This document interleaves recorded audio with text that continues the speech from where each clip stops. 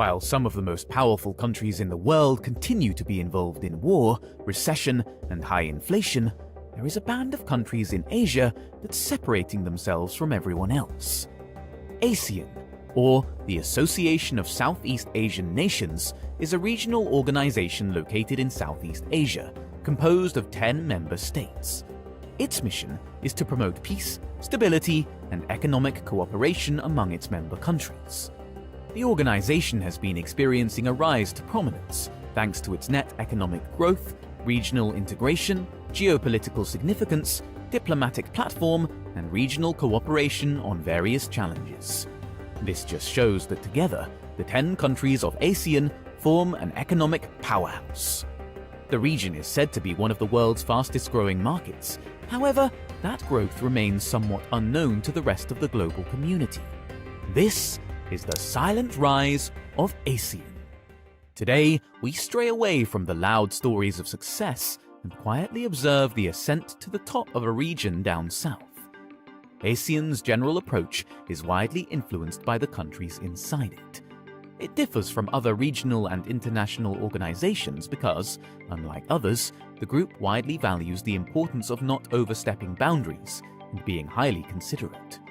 The uniqueness of ASEAN member countries is that decisions are only made when everyone agrees on them by unanimous voting, as compared to the usual majority voting. Moreover, despite its alliance, along with the emphasis on cooperation, ASEAN has clear boundaries when it comes to interference. The organization also practices gradual integration, especially when it comes to groundbreaking moves and decisions. The organization was established in 1967 by 5 founding nations: Indonesia, Malaysia, Singapore, Thailand, and the Philippines. Eventually, neighboring states decided to join the cause. Brunei in 1984, Vietnam in 1995, Laos and Myanmar in 1997, and Cambodia in 1999. It currently comprises a 10-member alliance, and just in late 2022, Timor-Leste has been admitted as the organization's 11th member in principle, with its full membership still pending. With 10 member nations, soon to be 11, ASEAN has a diverse yet somewhat similar geographical and cultural identity. The 10 countries have similar cultures and values due to proximity and long-standing trade relations with each other.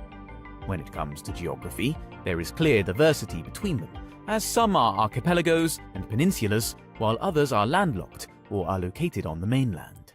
Due to this, the countries are able to offer diverse products, at the same time having connections with each other thanks to similarities both in culture and accepted norms. Despite it being low-key, ASEAN has been recognized as the most successful multilateral organization in Asia. This success has been achieved due to regional cooperation.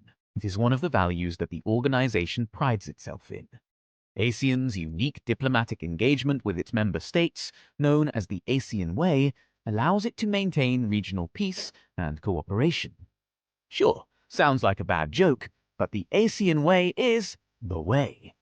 It is that same ASEAN Way that allows it to foster economic growth within its borders. This said economic growth is visible, as it was reported that it is one of the world's fastest-growing consumer markets and a global manufacturing hub. In fact, if the organization was a single country, it would already be the 7th largest economy in the world.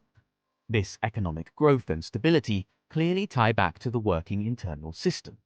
ASEAN was founded specifically to accelerate economic growth among members, but it also works on social progress and cultural development. One could argue that the rise ASEAN is seeing today stems from its prioritization of peace and security. It is precisely because of this togetherness the members work hand in hand in order to produce tangible outcomes that resulted in the region seeing significant economic growth since its founding. The ASEAN organization prioritizes collectivism rather than individualism, something that Western culture fosters. To further paint you what this economic growth looks like, let's talk about the booming consumer market within the region. In an article posted by HSBC Business, by 2030, 70% of ASEAN's population will become middle class. The region is also forecasted to become the world's 4th largest economy in the coming decade. These predictions are supported by the fact that in recent years, technology and e-commerce have become widespread in the region.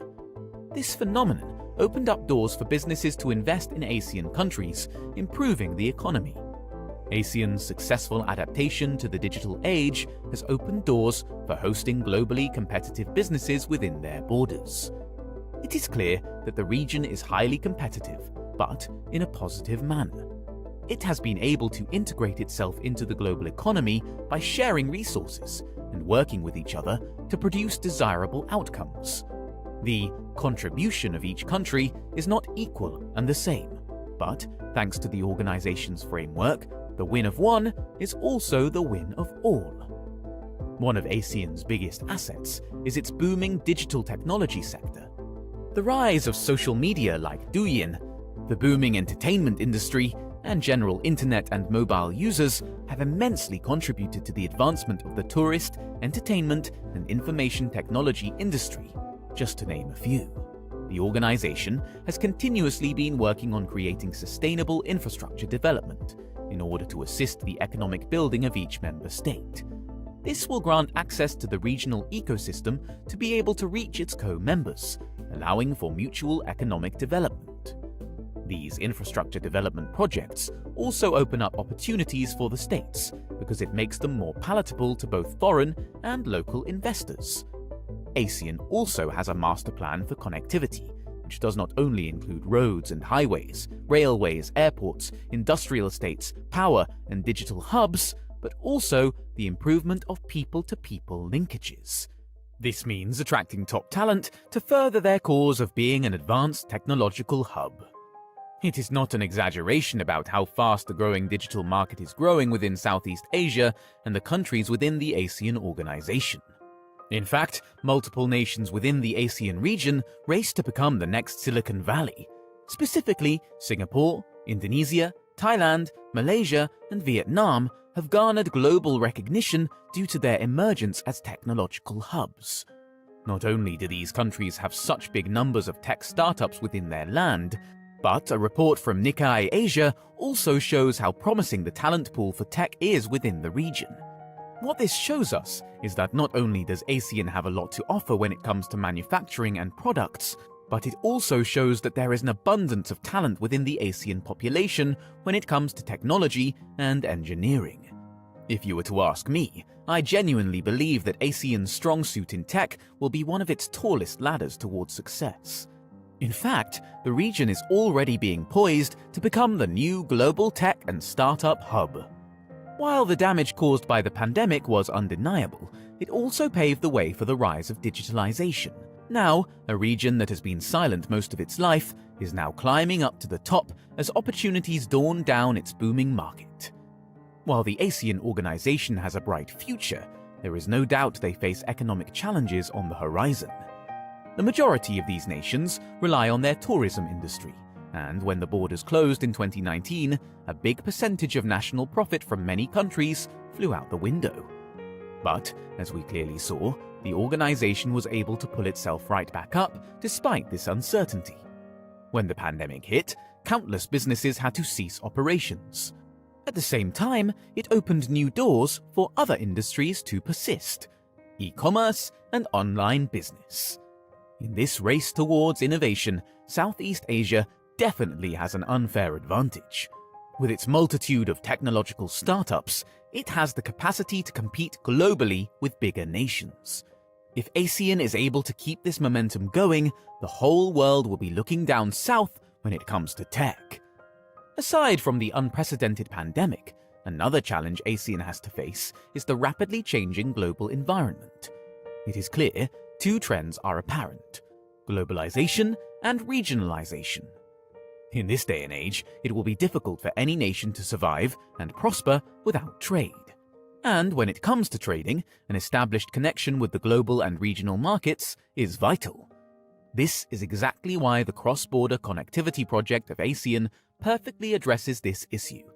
It opens up multiple pathways for ASEAN countries to trade not only with each other, but also globally. When it comes to regionalization, it seems like ASEAN already is one step ahead. Now, with the strong rise of technological hubs and digital startups within the region, it shows great promise when we look at it from the perspective of global markets. Like the tech in the region continues to grow exponentially, the foundation of ASEAN is actually its global trade relationships. 8 out of 10 countries in ASEAN are already part of the World Trade Organization, while the other 2, Vietnam and Laos, are negotiating membership. Regional trade, of course, is an important aspect of the individual economies of all nations, but ASEAN, as a regional organization, aims to grow its economy as a whole. This is why it allocates resources to infrastructure building and connectivity projects to its member states. This support coming from the organizations allows industries in these countries to flourish, making their products and services competitive in the global market. ASEAN played a central role in Asia's economic integration. In 1992, the organization's members established the ASEAN Free Trade Area, with the intention of creating a single market, increasing intra-ASEAN trade and investment, and attracting foreign investment. In simple terms, taxes and tariffs were removed to allow for freer trade within the region. This lessens expenses and improves profits. Now, with this single market, ASEAN is now able to offer to the world a wide variety of top-of-the-line products manufactured hand-in-hand by neighboring nations. Not only did it promote economic and cultural exchange, but it also pushed its members to produce globally competitive products, especially in the world of tech. ASEAN is a highly unassuming region composed of relatively small economies, but today we saw how truly there is strength in numbers.